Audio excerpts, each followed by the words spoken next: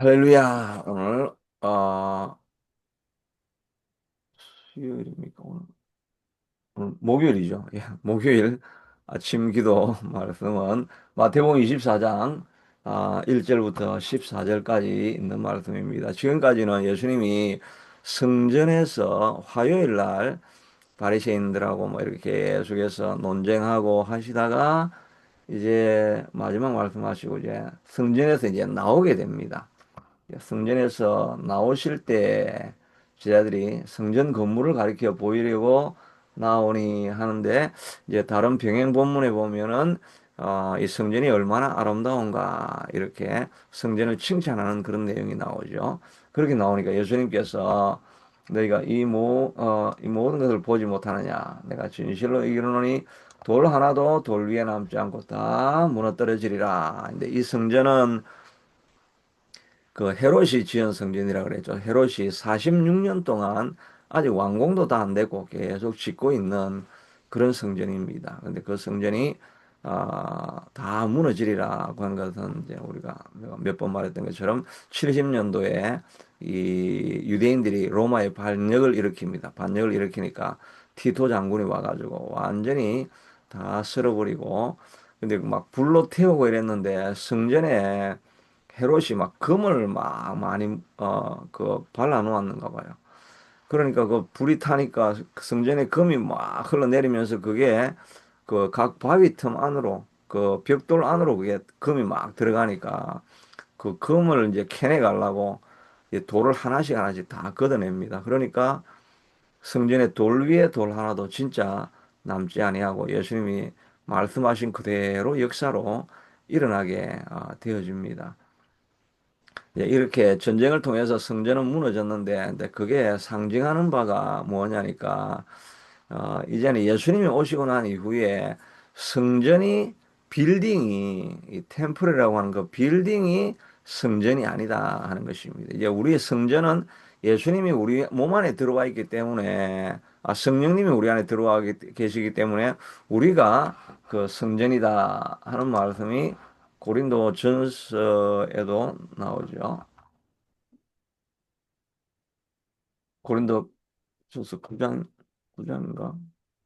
하여튼, 예, 이게, 너희가 하나님의 성전인 것과 하나님의 성령이 너희 안에 계시는 것을 알지 못하느냐. 성전이라는 말이 하나님이 그 안에 거하신다는 거잖아요. 그러니까 구약에서는 지성소에 하나님의 임재가 있어가지고 그 제사장만 들어가가지고 거기서 예수 하나님을 만나고 하는 그런 곳이라서 성전이었는데, 지금은 그 성령이 우리 안에 들어와 계시니까 우리가 성전이 되어진 것이죠.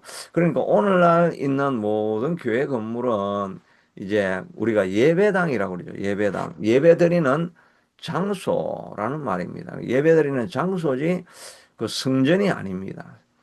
성전은 우리가 이제 성전이죠. 그래서 많은 사람들이 보이지 않는 성전을 건축하자 이런 이야기를 많이 하죠. 눈에 보이는 교회당을 짓기 위해서 눈에 보이는 교회당은 그냥 빌딩일 뿐인데 이게 성전이 아닌데, 여기에 우리가 돈을 너무 많이 투자해서 그런 건물 성전을 짓지 말고 보이지 않는 성전을 짓자. 그래가지고 그 보이지 않는 성전이 사람이니까 사람에게 투자하고 제자들을 길러내고 또 구제하고 또 복음 전가하는 여기에 우리의 물질을 많이 쏟으면 보이지 않는 성전을 우리가 세워야 하는 것이 아니냐.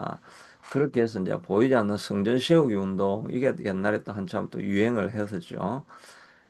그런데 그렇다고 해서 저도 이렇게 이제 20대 때는, 아, 그 20대 때는 이제 주로 내가 80년대 이렇게 되니까 그때는 이제 말씀을 많이 이제 가르치고 강해 설교를 많이 하고 이렇게 해가지고 성도들도 말씀을 알아야 된다 이래가지고 성경을 막 연구하고 이렇게 할 때 그때는 대다수의 목사님들이 제목 설교를 많이 하셨거든요. 그래서 본문 딱 정해놓고 어디서 뽑아와가지고 정해놓고 그 다음에 막 본인 하고 싶은 이야기를 성경 내용하고는 좀 다르게 이렇게 이야기를 많이 그렇게 하는 경향들이 많았었는데, 그게 잘못된 것도 아니고 그게 아주 설교를 강력하게 설교할 수 있는 방법이기도 한데, 근데 그 당시에 제가 대학교에 가서 우리가 공부를 좀 하기 시작하고 성경을 좀 뭐 이렇게 이제 강해를 해주는 사람들을 막 만나가지고 성경 말씀은 이것이다 이렇게 하면서 그 교회에서 성경 말씀을 바로 안 가르쳐 준다. 이래가지고 우리는 또 막 그때 젊은 나이에 막 이 선지자적인 마음을 가지고 말씀을 바로 가르쳐야 된다. 이런 걸 우리가 많이 강조를 받았는데 그때 이제 배웠던 것 중에 하나가 아, 우리는 교회가 성전이라고 이렇게 생각을 했는데 그래가지고 그 당시에는 막 교회 성전 그 목사님이 올라가는 강대상은 그 거룩한 강대상에 어떻게 사람이 구두를 신고 올라가냐 하면서 이제 그런 경향들이 많이 있었습니다. 근데 우리가 이제 대학교에서 배워가지고, 아, 이 교회는 빌딩일 뿐이지 하나님이 거하는 성전이 아니다. 이런 의식이 꽉 차 있으니까 막 목사님 하는 말에 좀 반감을 가지고 그 당시에는 그런 생각을 좀 많이 했었죠. 그런데 물론 이제 이 신학적으로는 진짜 성전은 우리가 성전이고, 교회는 예배당입니다. 그러나 우리가 예배 드리는 장소가 얼마나 거룩합니까? 또 거기서 은혜 받고 한 것이 성전이라는 생각을 가지고, 그런 마음으로 교회를 섬겨야 되죠. 그러니까 그런 것도 생각을 하면서 실천적인 면에서 이런 것들을 바라볼 수 있는 그런 마음이 없어가지고 그 당시에는 교회당은 교회당일 뿐이다.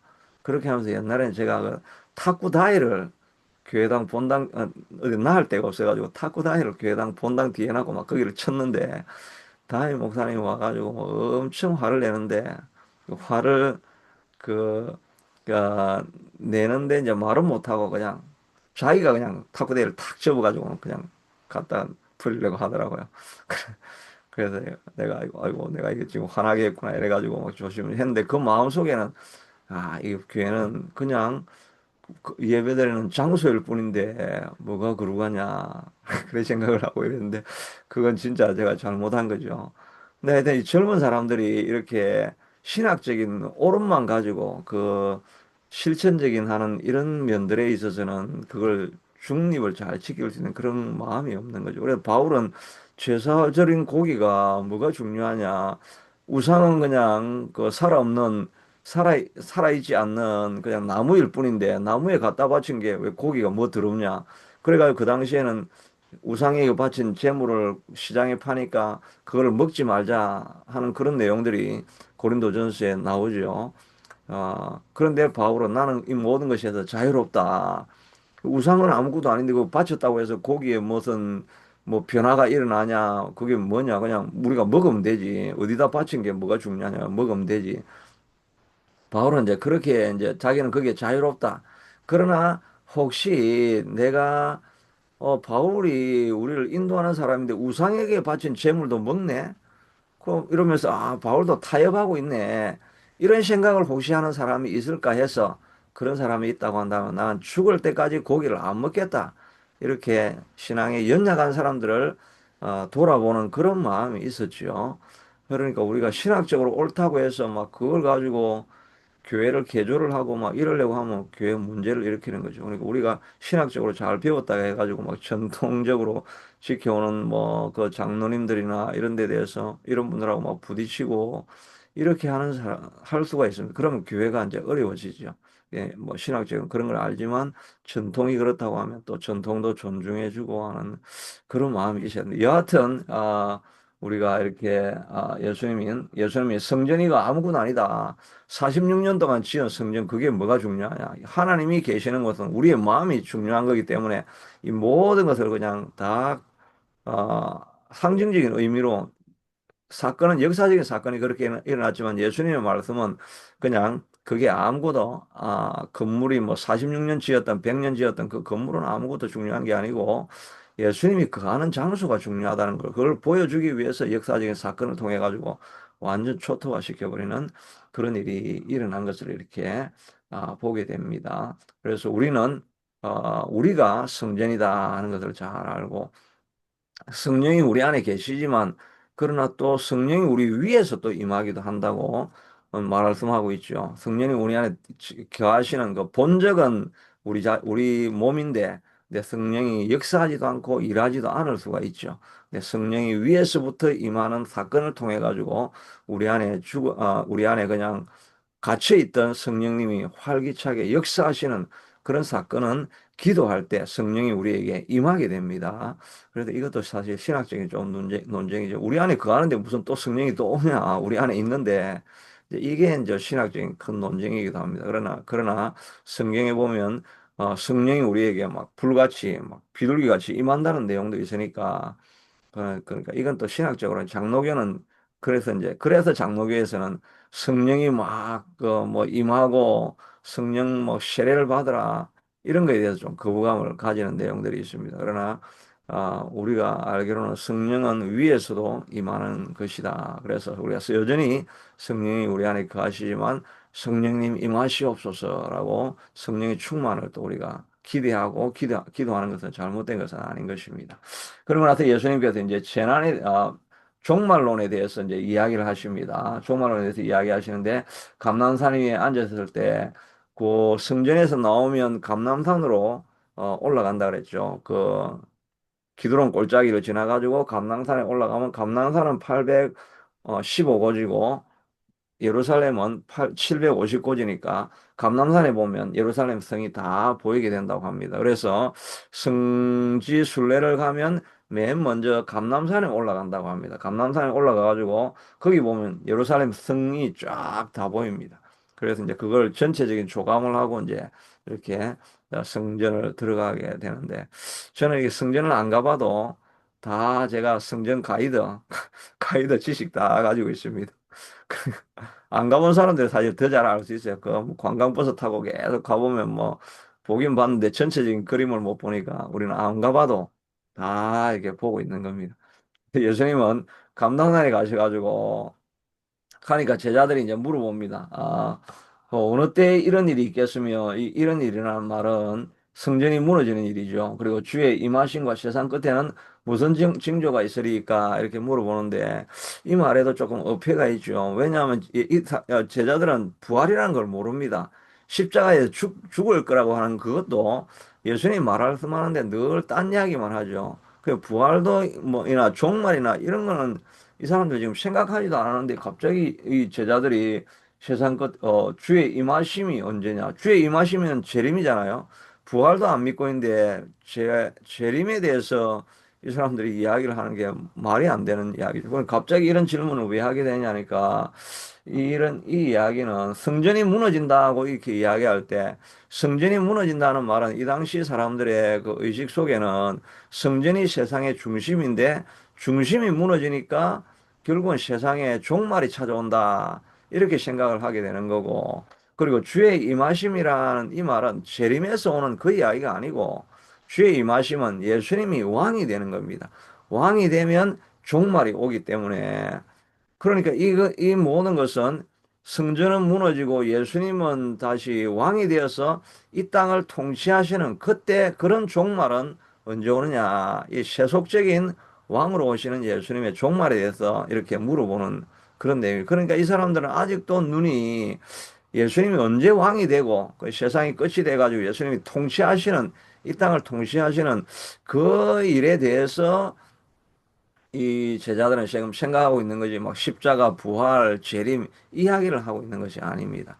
근데 그럼에도 불구하고 예수님은 이제 이 사람들이 엉뚱한 질문을 했지만 하여튼 종말에 대한 이야기를 하니까 예수님은 진짜 종말에 대해서 예수님이 부활하시고 난 이후에 재림하시기 전에 일어날 종말이 어떤 일이냐 하는 것에 대해서 이렇게 이제 뭐 동문서답을 하시는 거죠. 제자들은 무슨 말인지 모르고 했지만은 종말이라는 이야기를 나오니까 예수님이 그렇게 너희들 이해를 못하고 있지만 그러나 종말은 이렇게 될 것이다 하는 것을 알게 됩니다. 그러니까 이 사람들은 나중에 그러나 성령 세례를 받고 나서 오순절 성령 세례를 받고 나서 영의 눈이 열리니까 이 말씀이구나. 그래서 예수님이 다시 오는 그때가 종말이고 재림이구나 하는 걸 그때는 이제 알게 되죠.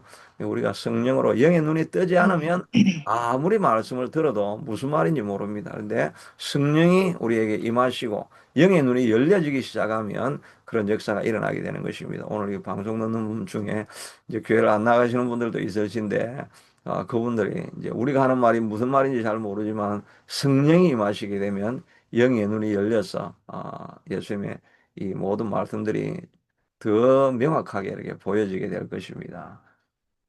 종말에는 사람이 미혹을 받지 않도록 주의하라. 내 이름으로 와서 내가 그리스도라고 하는 사람들이 있을 것이다. 이렇게 이야기를 하고 또 뒤에도 보면 또 선지자가 많은 선지자에게 나와서 많은 사람을 미혹하며 이렇게 했는데 미혹하게 되는 일들이 있다고 하는 것입니다. 이 미혹하다는 말은 원래 의미는 그 길을 잃어버리게 만들다 이렇게 하는 것입니다. 사람들이 길을 잃어버리게 만들게 하는 그런 사건이 일어나는 것입니다. 물론 뭐 적그리스도가 일어나고 자기가 그리스도라고 하는 그런 거짓 선지자들도 많이 일어나지만 그거는 뭐 소수에 해당하고 근데 우리 전체가 미혹이 되어지는 세상 문화에 우리가 알게 모르게 미혹이 되어 버려서 길을 잃어버리게 됩니다.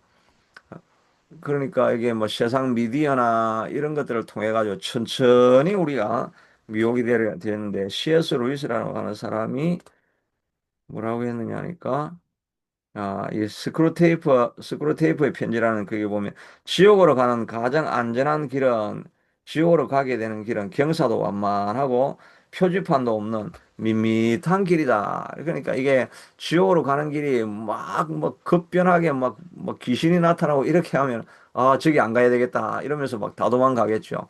그런데 지옥으로 가는 길은 그냥 경사도 없고 완만하고 그냥 밋밋하게 그냥 편안한 길이라는 것입니다. 우리도 그 미디어의 음성을 계속 듣고 막 이렇게 해가지고 거기에 몰입이 되어지고 드라마 막 보면서 감동을 하면서 막 눈물을 흘리고 여기에 온 내 영혼을 바치고 이래가지고 막 드라마 보면서 막 눈물을 흘리고 그 다음에 그냥 주일 오는 것은 기다려지지도 않는데 그 넥스 에피소드 다음 편이 언제 나오나 그게 막 기다려지고 그걸 사모하고 막 이런 마음이 있는 그게 우리의 마음을 다 그냥 미디어에 세상 일에 다 빼앗겨 버리는 것입니다. 이게 바로 미혹을 당하는 것입니다.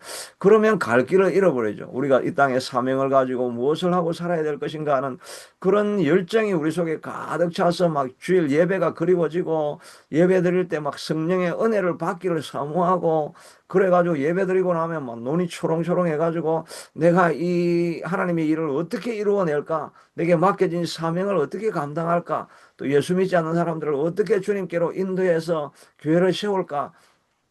이런 마음이 막 열정이 가득 차 있어야 되는데 미혹을 당하면 이런 생각은 다 없어지고 그냥 세상 맛에 길들여지는 겁니다. 어, 그렇게 될 때 우리가 말세가 점점 되어 갈수록 이런 일들이 우리에게 더 많이 일어나서 하나님에 대한 사랑이 점점 식어져 가는 거죠.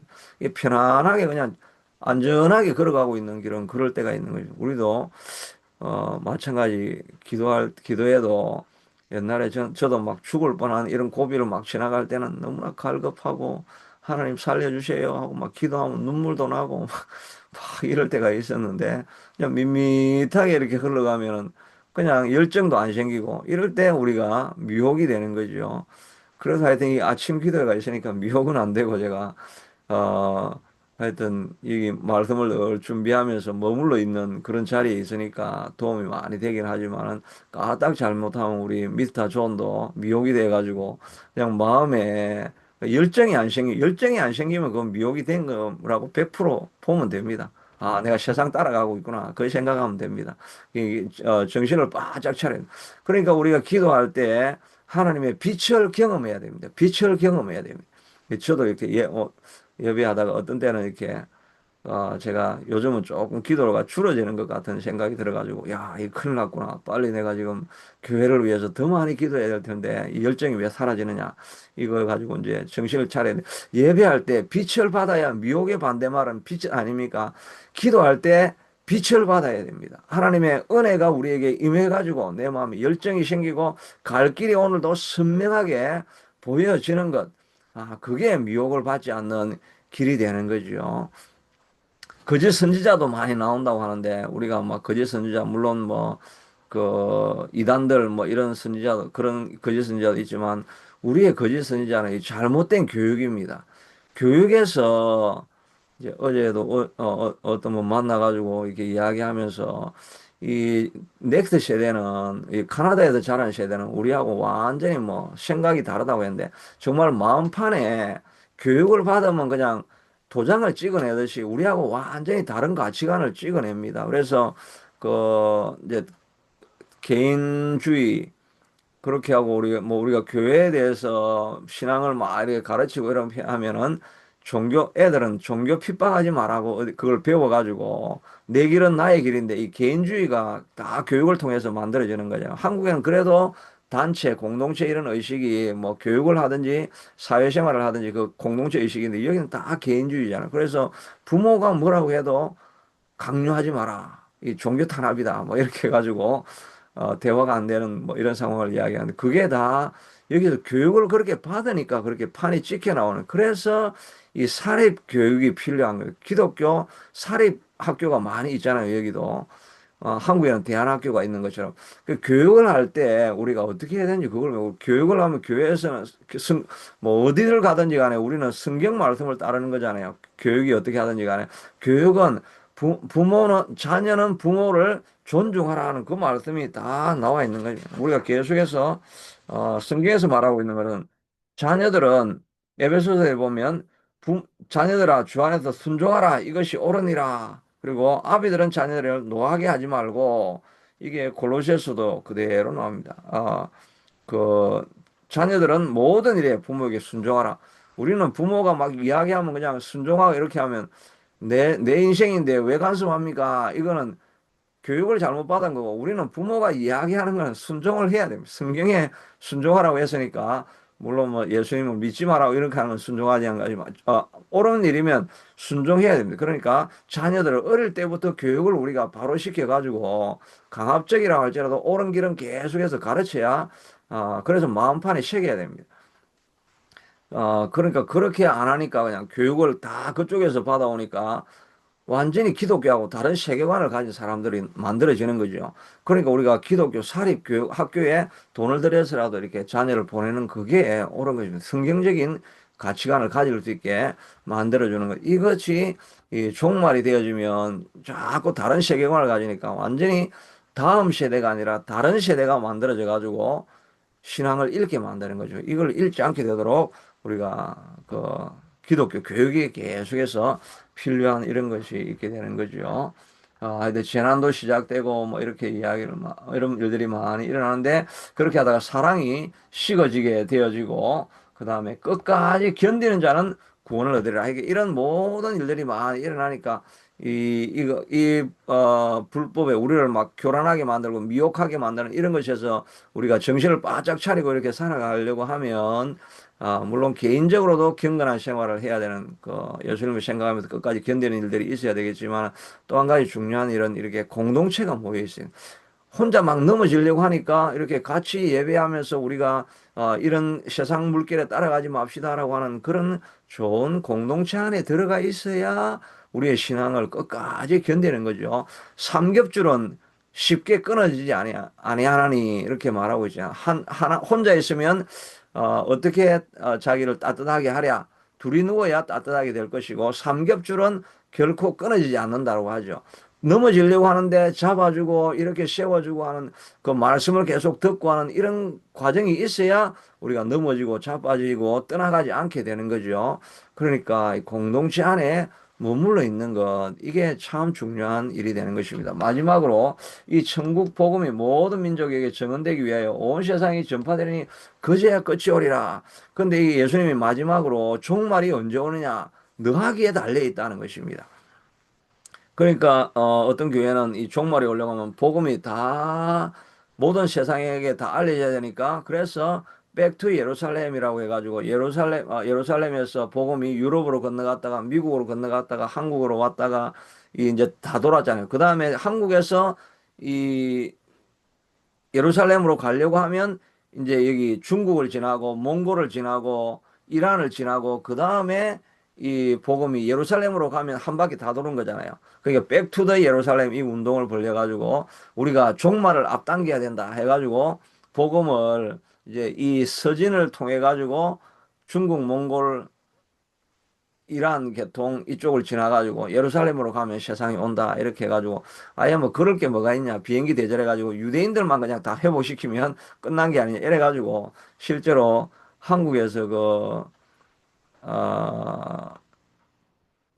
온누리교회에서는 그런 운동을 했다고 그러죠. 비행기 타고 다 대절해가지고 예루살렘으로 가가지고 예루살렘 백성들이 회복하게 하려고, 이스라엘 사람 회복하게 하려고, 그러면 종말이 오니까, 그런 운동을 이렇게 하기도 하면서 말씀을 따라서 우리가 어떻게 하느냐에 따라서 종말이 일찍 올 수 있게 되는데 우리가 해야 될 일은 모든 사람들에게 적극적으로 나아가서 복음을 증거하는 일, 이 일을 해야 되겠고 우리도 적극적으로 세상에 미혹되지 않게 되도록 날마다 빛을 보는 자리에 나와서 하나님의 말씀을 듣고 말씀을 듣는데 내 마음이 뜨거워지지 않으면 내가 미혹에 당해서 엉뚱한 길로 가고 있구나 하는 것을 깨닫고 정신을 차릴 수 있게 되도록 오늘 아침에도 하나님 내게 빛을 주시고 내가 사명을 깨닫게 하여 주시고 하나님 나라를 위해서 천국을 빨리 임하게 하려고 어떻게 복음을 증가할까 하나님 나라를 세워질까 하는 이런 사명감으로 충만하게 해주시고 내 안에 계신 성령님이 일하실 수 있게 하도록 성령의 임재를 위해서 하나님이여 내게 오순절 성령의 역사가 일어나서 오늘도 강력하고 담대하게 일하게 해주시옵소서. 이런 선포를 하면서 달려가서 하나님의 역사를 감당해내는 우리가 될 수 있게 되기를 축복합니다.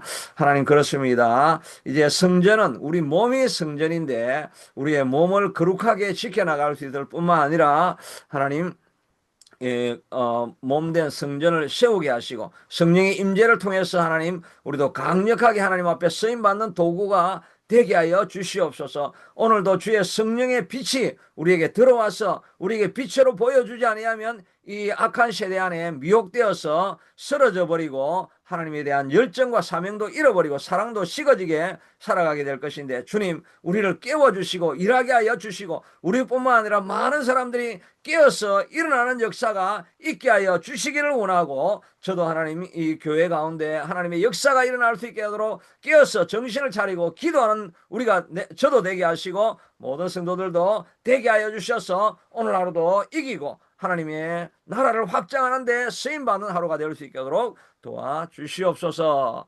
예수님 이름으로 기도드리옵나이다.